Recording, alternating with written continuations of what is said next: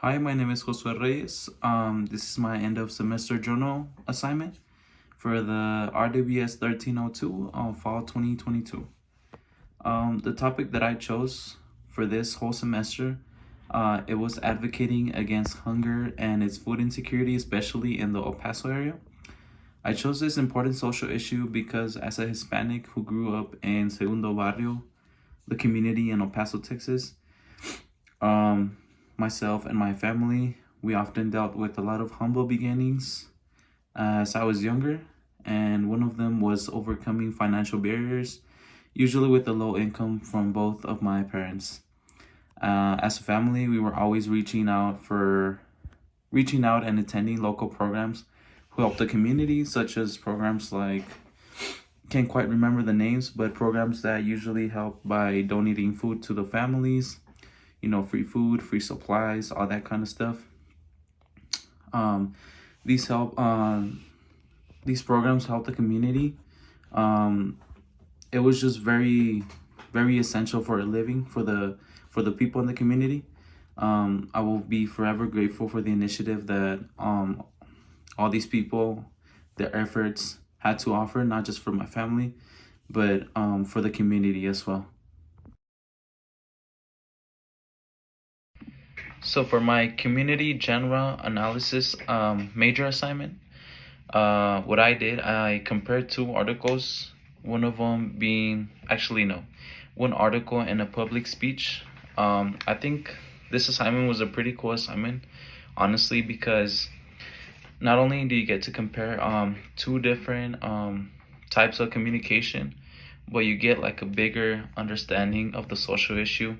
Um, to a level where you can compare both sources, but also, you get a one side of a story, and then you get another side of the story.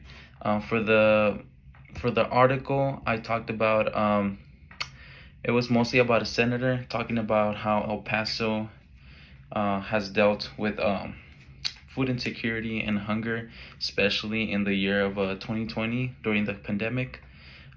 This was a major problem for some families, especially those that received SNAP. Um, they were not qualifying for SNAP due to just having an asset that was owning a vehicle, a used vehicle or something like that. Um, I thought it was really interesting because it's something that you usually don't hear about. Just because of owning a so-called asset, you won't be able to qualify for a benefit that just because you still have a low income, you don't earn a lot of money, but just because of owning an asset that doesn't even matter, an asset that is essential to to live, transportation, but it's cool to learn those different things. Um, for my second type of communication, I talked about a public speech. This public speech, it merely focused on informing the public of what El Paso Food Bank is, what their mission statement, what their goal, the impact that it has had on El Paso and its community. It also interviewed many volunteers, workers. So it also talked about their experience, what they get from that experience.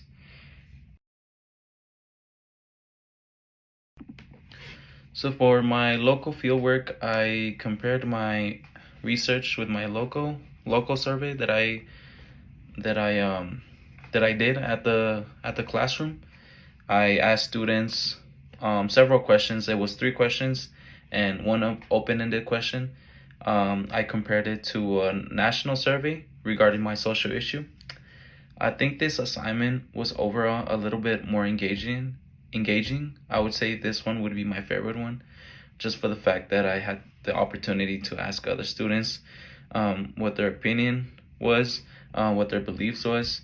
And my conclusions on this assignment is that one of my questions that I included on my survey was, do you think malnutrition and food insecurity, hunger, you know, why do you think it happens? Is it because people make poor dietary choices, or is it because um, poor dietary choices, or is it because of food insecurity? So my results were that it's majorly because of food insecurity. On my national survey, while I was doing the research on the survey, it also talked about, well, there's two types of why is there hunger at a national level, right? There's a food insecurity, and there's also, again, the poor dietary choices.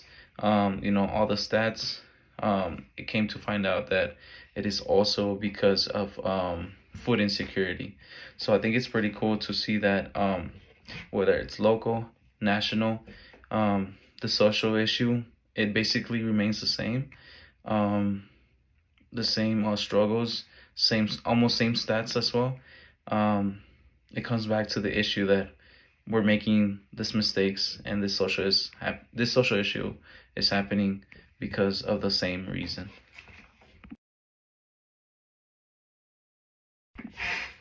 On the broader fieldwork, I did a local and national articles, both of them articles. The local article, I focused more on the El Paso area, not just on the West Texas region.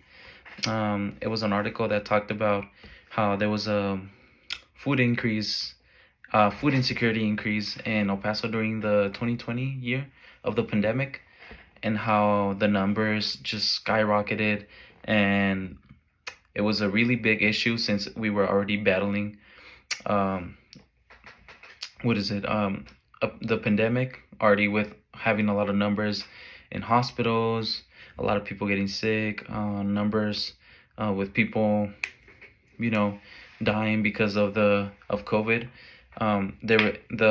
Food insecurity. It was just adding more to the problem. For the national article, I talked about the American Progress Organization. This website, or this organization, it talks about, or it usually provides an overview on food insecurity. It usually monitors food insecurity stats, percentages, at a national level. It concluded by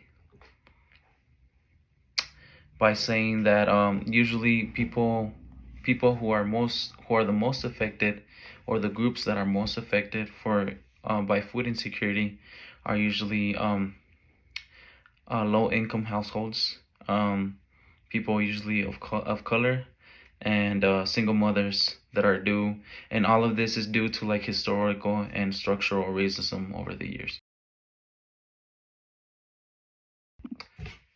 Finally, the PSA was the last assignment for the semester. This assignment was also one of the assignments that I liked the most, especially because it's not just about writing, just researching about the social issue. It adds a little bit more fun since you're filming, editing, that kind of stuff. This assignment, it challenged me a little bit, since you have to deal with time management, especially because if you're someone that is not used to, creating videos, and you're new to all that kind of stuff. But I think it was pretty cool, since my PSA was based off on, I wanted to do it more like an informational video, um, educate people on El Paso, what the food insecurity levels are, what the most affected neighborhoods are, and I wanted to add to the PSA some pretty cool areas of downtown. However, I think I could have done a little bit better if I went into another neighborhoods, actually going to those neighborhoods where there's a lot of poverty, homelessness, and you see that people are more. You can see that food insecurity is more of a need compared to other neighborhoods. But overall, in conclusion,